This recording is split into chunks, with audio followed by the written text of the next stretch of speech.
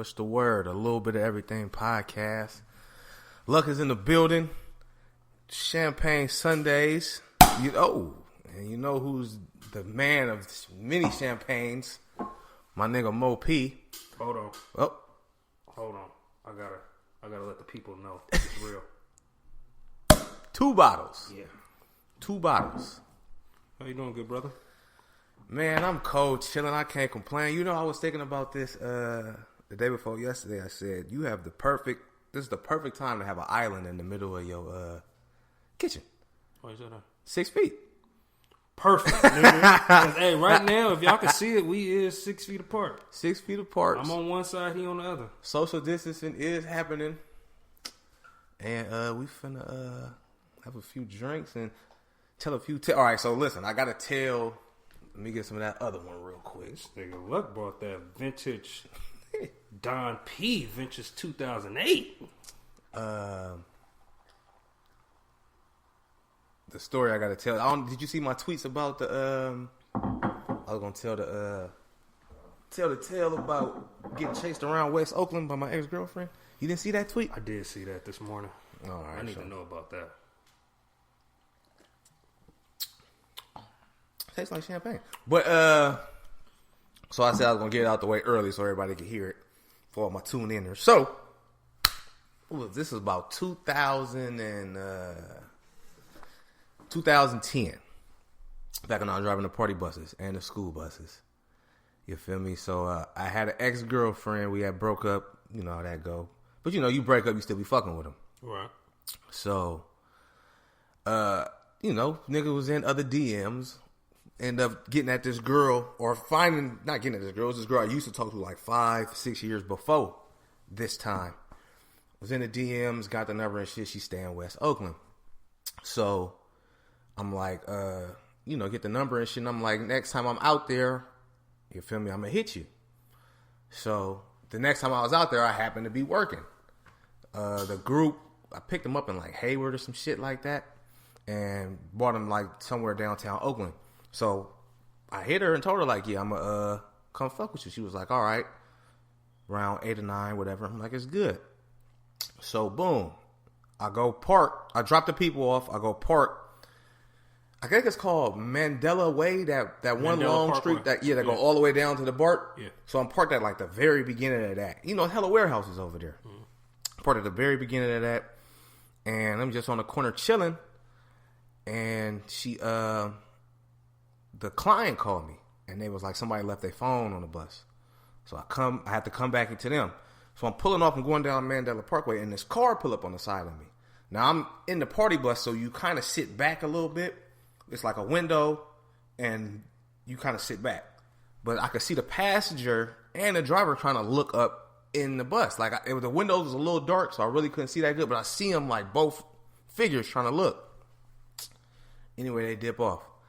So I dropped the phone off. I go back to the exact same spot. My ex called me.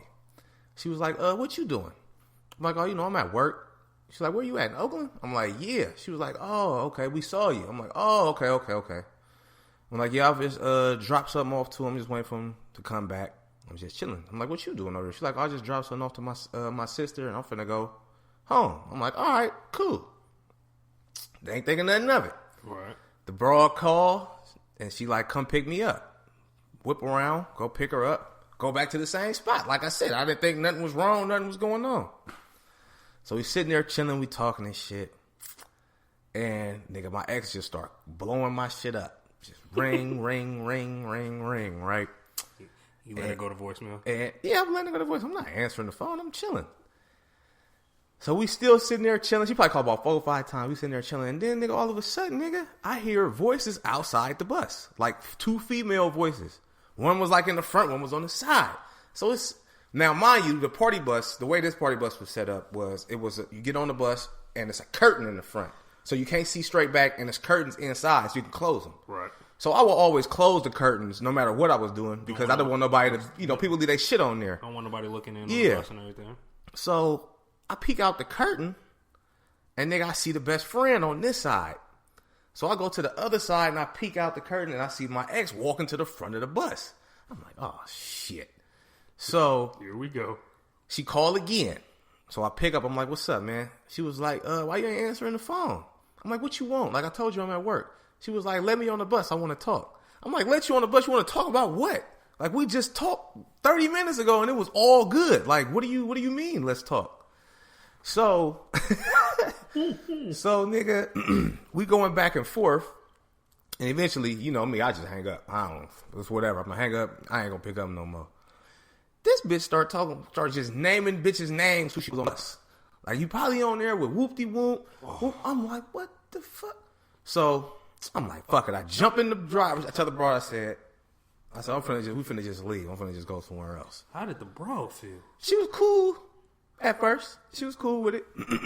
So, I jump in the driver's seat, dip off. You mean she was parked in front of me? You know, these party buses was like big ass Greyhound bus, like 50-foot buses. They the real deal. Yeah. And I slept that, but she was parked like right dead in front of the bus. Man, I threw that shit in reverse, wanged up out of there. So now we driving down Mandela, and she pulling up behind me, flickering the lights, hitting the horn and shit. So now I'm just making hella suspect lefts and rights, just trying to shake her. We all in these residential areas. She's blowing a horn hella loud, flickering lights, pulling up on the side, talking hella shit. Oh, you on there with the bitch, yada yada, such and such and so forth. I'm like, bruh, like what the fuck, man? We going, bruh. I'm telling you, we went through the little houses that got over there for about maybe like 10 minutes. I just kept circling. So I'm like, fuck this. I'm finna go down by the police. What's that? Is North County down there? That's North County. I'm like, I'm finna go down by the police station. I know for a fact she ain't got no L's, nigga. So I'm like, fuck it. So boom, I'm banging down that way. She's still on me the whole time. Pulling up on the side, talking shit. One time she tried to cut the bus off. Like, bruh, like she was wigging the fuck out, nigga. So we get down there, right? So I immediately just start making hella rights around the police station. Just make hella right turns. Kept going around. Help me, please. After about the first nigga, like 4-5 right turns, niggas, no help, nigga, none at all. I come around a couple more times, nigga, it's a police car sitting on the corner. And you know how over there, it's a one-way, so it's hella parking meters. So over there you can just pull over. Like over there by Mexicali Road. Yeah, you can just pull over right there and be good. It's a cop car around the corner, nigga, she right behind me. So, nigga, I just bang and pull right in front of the cop car and just park. Boom, slap it there, right there. She pull in front, but she can't get out because the police car is right behind us, right? I'm like, all right, I got her ass now. She ain't gonna have no choice but to leave. So we sitting there about 2-3 minutes, nigga, across the street or the other one way. Another police car pull up. So it's one behind me and one right across from both of us. I say, fuck it, nigga. I jump in the driver's seat, slap that bitch and drive. I pull out. Nigga, she yam off. Soon as I pulled out, nigga, boom, she gone. I circle around about 2 more times. Then I pull over there on the side where they at now. So now I'm on the opposite side, just sitting there. And she cruised past once. And then she was gone. She was gone. So you went on about her business, right? Then she texted me. Well, she said something, I'm verbatim because it was like a decade ago, but she was like you, something, basically she said I was lucky because she said she was going to kick me and the bitch ass. I'm like, damn, like that. So I dropped the broad off, or I was on my way to drop the broad off. We sitting there, we talking for a minute, and then she just started tripping. The one that I initially picked up. She's like, so you really just got bitches just popping up out of nowhere? And I'm like,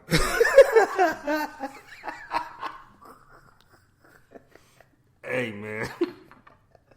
I'm like, I don't even know how that, I'm gonna take that shot for that with her. I'm like, I don't even know how the fuck that happened like that. Like, what are the odds, nigga, that she comes by there and sees me there? It's, I mean, I've been in one of those type of situations before. And this was, shit, when was this? It was back in what, 2016. Huh. I had my car parked over there by your mama house. Oh, man. Yeah. How did she find that car was over there for weeks? But she rolled up and down the block looking for my car. I had a white Dodge Challenger, and yeah, But- this Hold on. Where my mama stayed, it was close. It was like a whole freeway in between. And a bunch of streets in between. Yeah. So it wasn't like you could just drive, make 2 suspect lefts, and then you saw his car. His shit was tucked in the middle of the long-ass block, down a hill. Found that shit. I couldn't believe it when he told me that. Man, she found my car, man. I went to that motherfucker. Keyed, faux flats, red paint. She was looking for this nigga car For weeks. for weeks, though. Weeks. Yeah. That nigga used to walk to my house to get in his car to go to work.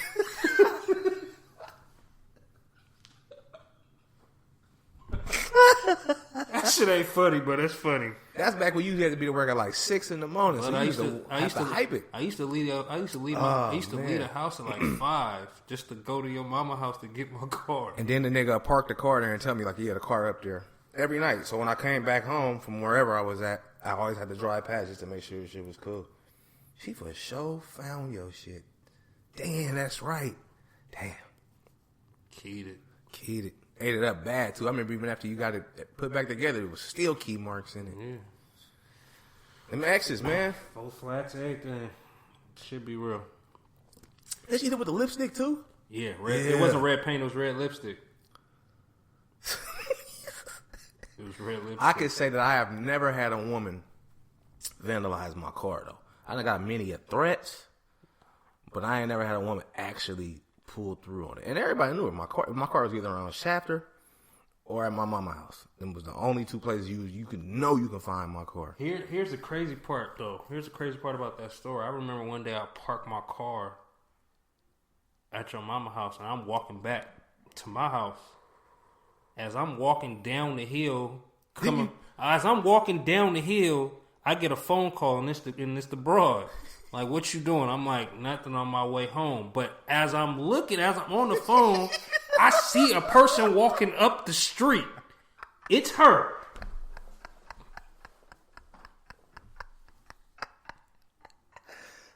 This shit, I cannot make this shit up.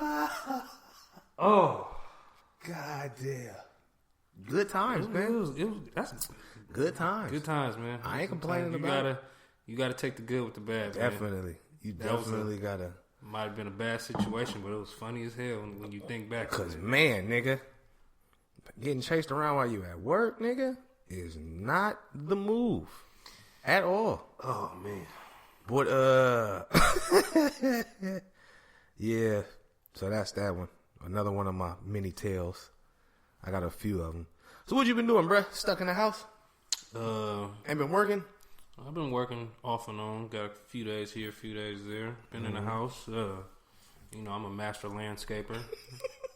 That nigga just told me this about 20 minutes ago. Swear to God, I'm a master landscaper. I'm cutting down trees, clearing bushes. I think I mowed my grass like 3 times in a week. Yeah, you get that shit a Tabor. Yeah, man.